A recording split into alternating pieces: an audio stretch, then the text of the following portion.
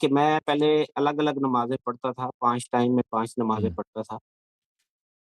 تو جی ابھی میں اکثر عموماً ایسے ہوتا ہے کہ میں دن کی جو نمازیں ہیں ظہر اور عصر وہ اکٹھی پڑھتا ہوں، اور جی جو مغرب کے بعد کی نمازیں مغرب اور عشاء ہے ان کو میں اکٹھا کرتا ہوں۔ میرے جی گھر والے اکثر مجھے کہتے ہیں کہ آپ شیعہ ہو گئے ہیں، کیا میں شیعہ ہو گیا ہوں یہ عمل کرنے سے؟ نہیں، یہ تو پورے اس میں ہے نا، صحیح مسلم میں ایک پورا باب ہے، باب جمع جی الصلاتین فی الحضر، کتاب اس میں ہے، کتاب اذان میں ہے نا، ایک منٹ میں نکال دوں، جمع الصلاتین فی الحضر،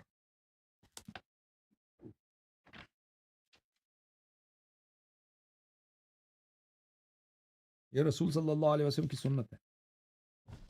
میں ایک منٹ اس کو فل پیج کر دیتا ہوں،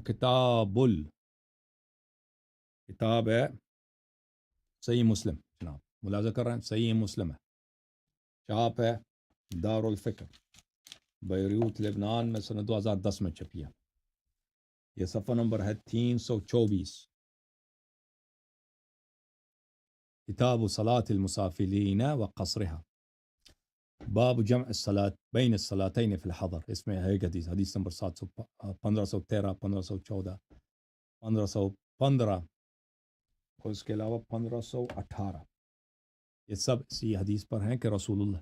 جمع رسول اللہ صلی اللہ علیہ وآلہ بین الظہر والعصر والمغرب والعشاء بالمدینہ فی غیر خوف ولا مطر، رسول صلی اللہ علیہ وآلہ وسلم نے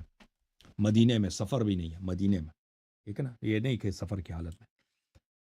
اور بارش بھی نہیں تھی، جنگ کی حالت کچھ بھی نہیں تھا، بلا وجہ ظہر اور عصر کو اکٹھے، مغرب عشاء کو اکٹھے،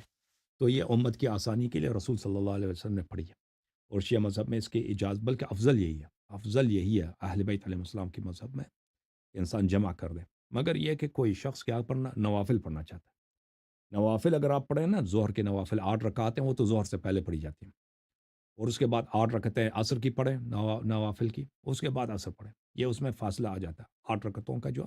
اس میں 10 15 20 منٹ لگتے ہیں، وإلا وہ اکٹھے ہی پڑھنی چاہیے۔ مغرب بھی یہی، مغرب میں کا نافلہ 4 رکعت ہے، اس کے بعد عشاء ہے۔ اوکے جناب، صحیح ہے، اجازت دیں گے جی میرے بھائی؟ جوم جاؤ، پرواز کرو، کیوں فخر سے سر اٹھا، کیونکہ اللہ تعالیٰ نے تمہیں انتخاب کیا، صراط حق پر صرف تم ہو، صراط ایمان پر صرف کیا، کیونکہ اللہ تعالیٰ نے تمہیں انتخاب کیا، صراط حق پر صرف تم ہو، صراط ایمان پر صرف